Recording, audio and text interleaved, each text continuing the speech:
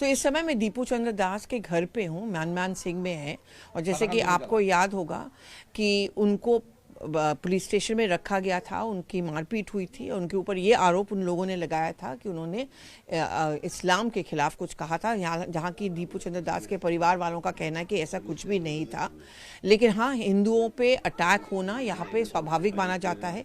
इस समय ये उनके पिताजी हैं, उनकी 23 साल की विधवा, 13 साल की बेटी है और ये उनकी माँ है। और जैसे कि आप देख पा रही हैं, इनकी हालत बिल्कुल ही नहीं है कि ये बात कर सकती हैं। और लेकिन हम अगर इनसे बात करें तो ये बार बार हमें यही बात कहते हैं कि हम बांग्लादेश छोड़ के क्यों जाएं।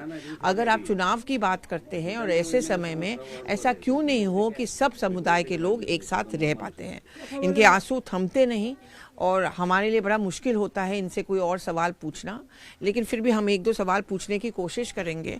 आप बोल रहे हो कि बांग्लादेश छोड़ के क्यों जाएं, लेकिन क्या आपको लगता है हिंदुओं पे यहाँ पे अत्याचार हो रहा है, ऐसे में रहना मुश्किल हो जाता है?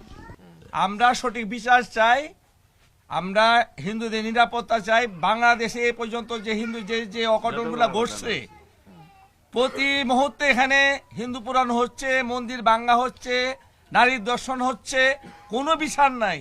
तो ठीक আমরা এই দেশের মানুষ, আমরা এই দেশে বেঁচে থাকবো। हम बांग्लादेश के हैं, हम यही रहना चाहते हैं, लेकिन बात ये भी है कि बहुत सारे हिंदुओं पे अत्याचार होता है, महिलाओं को भी और मंदिर को भी तोड़ने की कोशिश की जाती है। अपनी एरम कानबेन ना, हाँ ये दीपुर माँ, यह है दीपू की माँ। इमेजिन इनका लास्ट फोन कॉल हुआ था, उसके बाद फोन पे नहीं बात हुई। इनकी बीवी है, इनके भी फ़ोन पे बात हुई थी, लेकिन उसके बाद जब वो ऑफिस में थे उसके बाद उनकी मुलाकात बिल्कुल ही नहीं हुई। उनका शव आया था यहाँ पे। কি জিজ্ঞেস করবো, लेकिन কিন্তু আপনি দীপুর কথা মনে পড়ে কি করবেন এখানটা? ওনার কথা কি হয়েছিল? আমার সাথে ওনার কথা হয়েছে না। আপনি কিরকম জানতে পারলেন কি উনি মারা গেছেন? আমি 7:30 8টার দিকে আমার জানাইছে যে আমার ছেলের সমস্যা। তো ছেলে কি তখন পুলিশ স্টেশনে ছিলেন? না, অফিসেই ছিল। হ্যাঁ, তারপরে আপনি কি করলেন? আমি দৌড়ে গেছি থানাত যাওয়ার পরে দেওয়া বসছি, স্যারের কইলাম না এটা তো হেয়ানের ঘটনা, সেই নিয়ে যাওয়া লাগবো। ওসি স্যার আমার ঠিহানা মিহানা দিয়া কাটকুট দেওয়া পাঠাইছে। থানার ভিতরে বাইরে আইছি, থানার গেটের সামনে এমনি আবার খবর আইছে মারা গেছে, মারে আসছে।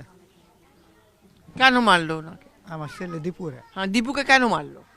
কেন মারলো এটা তো বলতে পারতাম না। वो वहाँ रहते थे, ढाका में काम वहाँ करते थे, कभी कभी अपने परिवार से मिलने आते थे। और ये ऐसा हादसा हुआ है कि बहुत सालों में तक, बहुत महीनों तक मैं कहूँगी, वो नहीं मिल पाए हैं।